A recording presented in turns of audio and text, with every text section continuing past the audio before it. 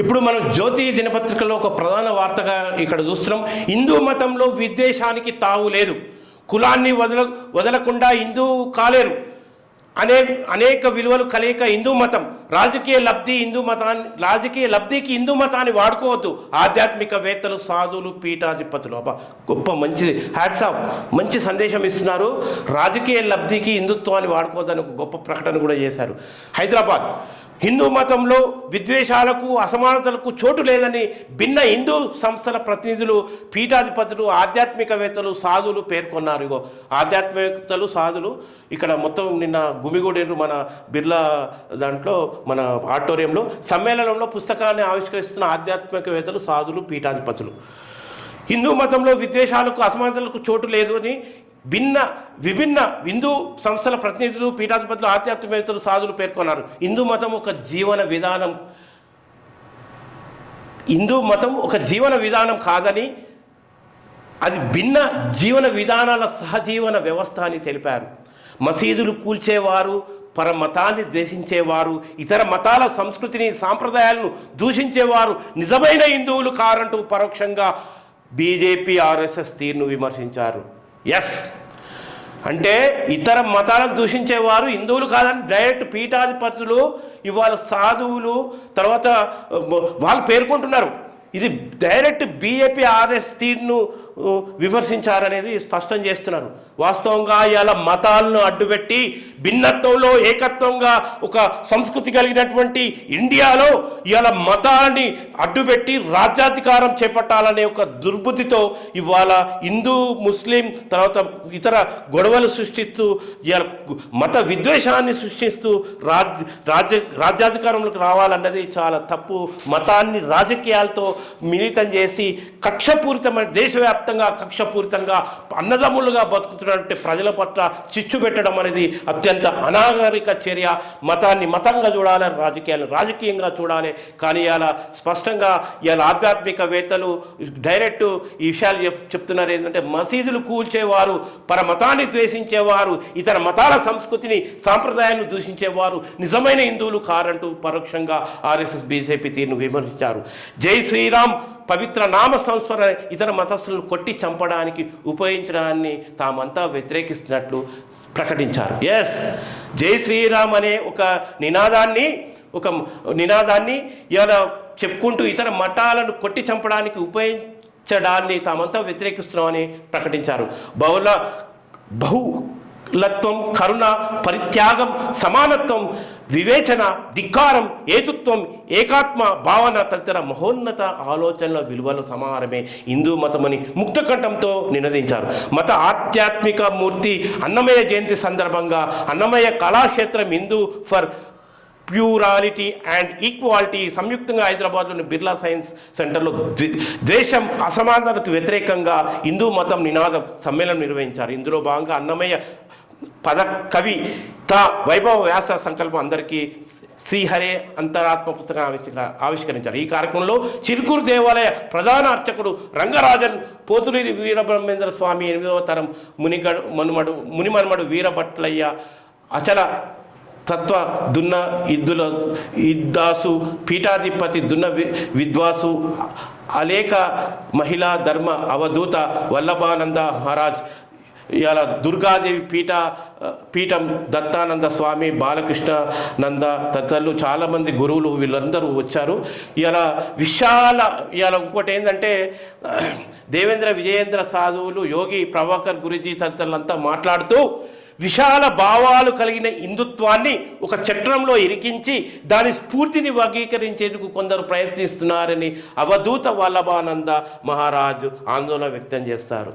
Yes, ఇదే జరుగుతుంది. ఇవాళ విశాల హిందుత్వాన్ని ఒక చట్రంలో బంధించి ఒక చట్రంలో ఇరికించి దాన్ని స్ఫూర్తిని వర్గీకరించేందుకు కొందరు ప్రయత్నిస్తున్నారని వీరు పేర్కొంటున్నారు. అట్లాగే కులాన్ని వదిలేయకుండా హిందుత్వాన్ని ప్రేమించడం అసాధ్యమని సాధు త్రినాథ్ దాస్ అభిప్రాయపడ్డారు. గోరక్ష పేరుతో హింసాత్మక చర్యలకు పాల్పడడాన్ని ఆయన తీవ్రంగా నిరసించారు. ఇవాళ అదే జరుగుతుంది. గోరక్షణ పేరుతో ఇవాళ మనుషుల మధ్య విద్వేషాన్ని సృష్టించేటటువంటి చర్యలు ఇవాళ కొనసాగుతున్నాయి.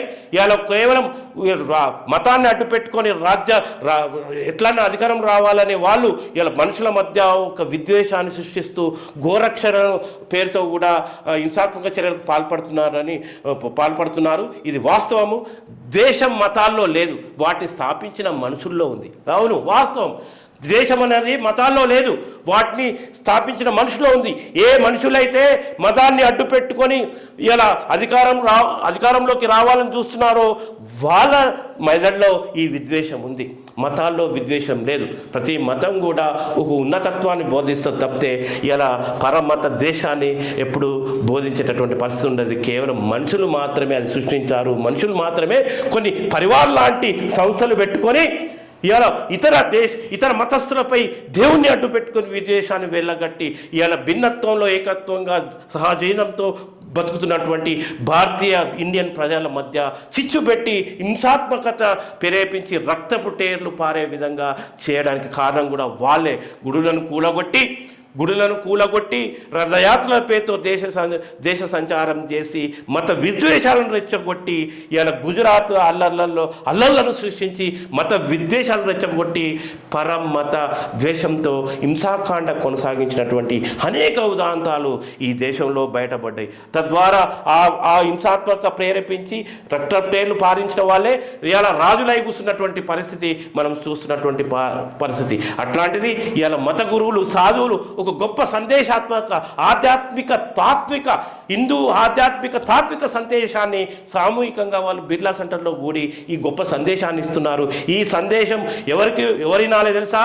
ఇవాళ దేవుణ్ణి అడ్డం పెట్టుకొని పరమతాల పట్ల ద్వేషాన్ని రగిలించి కలిసి కూడి భిన్నత్వంతో ఏకత్వంతో పడుతున్నటువంటి భారతీయ అన్నదమ్ముల వద్ద విద్వేషాన్ని సృష్టించేటువంటి మత ఉన్మాదులకు ఒక డైరెక్ట్ సందేశాన్ని ఇస్తున్నారు. ఇకపై చెల్లదు ఈ మత ఉన్మాదుల చర్య, ఇకపై చెల్లదని మనం కూడా కోరుకుందాం. అట్లాగే ద్వేషం మతాల్లో లేదు, వాటిని స్థాపించిన మనుషుల్లో ఉంది అని యోగి సిద్ధిరామయ్య అన్నారు. విద్వేషం, అసమానత్వం, సంకుచితత్వం లాంటి అవలక్షణాలేవి భారతీయ తాత్వికతలో లేవని, శాంతియుత సహజీవనమే హిందూ ఆచరణ అని చిలుకూరు ఆలయ ప్రధాన అర్చకుడు రంగనాయన్ చెప్పారు. మతం పేరుతో మనుషులను విడదీయడాన్ని ఏ ధర్మము అంగీకరించాలని యోగి ప్రభాకర్ గురూజీ ఉద్ఘాటించారు. మతం పూర్తిగా వ్యక్తిగతమని, దాని రాజకీయ లబ్ధి కోసం వాడుకోవడం సరైనది కాదని అన్నమయ్య కళాక్షేత్రం పీఠాధిపతి విజయ శంకర్ స్వామి అన్నారు. ఇప్పటికిప్పుడు హిందూ మతానికి ముప్పు వాటిల్లిందన్న ప్రచారంలో వాస్తవం లేదని, అలాంటి దుష్ప్రచారాలను తిప్పికొట్టాలని పిలుపునిచ్చారు. మనం చాలా చోట్ల అంటున్నాం. మనం ఏంటంటే హిందూ మతానికి మొత్తం ముప్పు వాటిల్లింది అని చెప్పేసి మొత్తం దుష్ప్రచారం చేస్తూ మత కల్లాలు సృష్టించేటటువంటి మత ఉన్మాదులను మనం రోజు చూస్తున్నాం మనము. కానీ ఇవాళ డైరెక్ట్ హిందూ మత పీఠాధిపతులు సాధువులే అంటున్నారు. ఇప్పటికిప్పుడు ఇవాళ హిందూ మతానికి ఇలా ముప్పు వాటిల్లిందన్న ప్రచారం వాస్తవం లేదని వాళ్ళ గురువులు చెప్తున్నారు. మన గురువులు అలాంటి దుష్ప్రచారాలను తిప్పికొట్టాలని అంటున్నారు. ఇట్లాంటి దుష్ప్రచారాలు చేసే వాళ్ళు ఇది చాలా వినండి, శ్రద్ధగా వినండి. హిందూ పీఠాధిపతులే ఈ మాటలు మాట్లాడుతున్నారు. పరమత ద్వేషంతో హిందూ మతాన్ని ఏకోన్ముఖత వైపు తీసుకెళ్లేందుకు సాగుతున్న కుట్రను ఎదుర్కొనేందుకు ఈ సమ్మేళనం సమగ్ర కార్యాచరణతో ముందుకెళ్తున్నట్టు సభాధ్యక్షత వహించిన విజయవారం రమణమూర్తి ప్రకటించారు. యాడ్స్ ఆఫ్ రమణమూర్తి గారు, మీరు మంచి పని చేస్తున్నారు, ఒక ఆధ్యాత్మిక తాత్విక కృషి చేస్తున్నారు. ఎందుకంటే దేశంలో పరమత సహనం, తర్వాత మతాల మధ్య విద్వేషాన్ని పెంచి అధికారాన్ని చేజిక్కించుకునేటువంటి వారి యొక్క ఆటలు ఇకపై సాగవనే విధంగా గొప్ప తాత్విక కృషి చేస్తున్నందుకు మేము కూడా అభినందిస్తున్నాము విజయవారము రమణమూర్తి గారిని. తిరుమలలో కూల్చేసిన అన్నమయ్య గృహాన్ని టీడీపీ యథార్థంగా నిర్మించాలి. హిందూ మతాన్ని రాజకీయ లబ్ధి కోసం వాడకూడదు, మతం పేరుతో విద్వేషాన్ని రెచ్చగొట్టకూడదు తదితర అంశాలపై ఏకగ్రీవంగా తీర్మానించారు. మంచి తీర్మానం చేశారు. ఎందుకంటే అరాచక శక్తులు ఇవాళ దేవుణ్ణి అడ్డం పెట్టుకొని సోదరులుగా బతకాల్సినటువంటి వాళ్ళను ఇవాళ మొత్తంగా విడదీసి వాళ్ళపై విద్వేషాన్ని రగించేటటువంటి వాళ్ళు అనాగరికులు. అటువంటి వాళ్ళదే ఇప్పుడు రాజ్యం నడుస్తుంది. అటువంటి వాళ్లకు చెంపపెట్టుగా ఇవాళ హిందూ మతం యొక్క గొప్పతనాన్ని తత్వాన్ని తాత్విక చింతనను ఇవాళ ఆ గురువులే సాక్షాత్తు గురువులు సాధువులే ఈ సమావేశం ద్వారా ఇవాళ ఒక సందేశాన్ని పంపడం అనేది చాలా ఆహ్వానించేటటువంటి విషయం. ఎందుకంటే భిన్నత్వంలో ఏకత్వంగా బతికే ఒక గొప్ప సంస్కృతి కలది ఈ దేశ సంస్కృతి, ఈ ఇండియన్ సంస్కృతి. ఇతర దేశాలు కూడా ఈ సంస్కృతిని చూసి ఇలా ఎట్లా వీళ్ళు సహజీవనం చేస్తున్నారనే విషయం మనం చూస్తున్నాం, వాళ్ళు చర్చించుకుంటున్న అంశాన్ని మనం చూస్తున్నాం. అట్లాంటిది అన్నదమ్ములుగా మనం కలిసిమెలిసి బతుకుతుంటే అనవసరమైనటువంటి ఈ అరాచక శక్తులు, మత ఉన్మాదవాదులు లేనిపోని తగాదాలు సృష్టిస్తున్నారు, ఆ లేనిపోని విద్వేషాన్ని రెచ్చగొడుతున్నారు. అటువంటి వారికి చెంపపెట్టుగా ఈ యొక్క సమావేశము, ఈ యొక్క కృషి, తర్వాత ఈ యొక్క తీర్మానాలు చాలా లోక కళ్యాణానికి, భారతదేశం యొక్క ఔన్నత్యానికి రేపు దారులు చూపించబోతున్నాయి. ఇది ఆహ్వానించదగ్గ విషయంగా మనం పేర్కొనవచ్చు.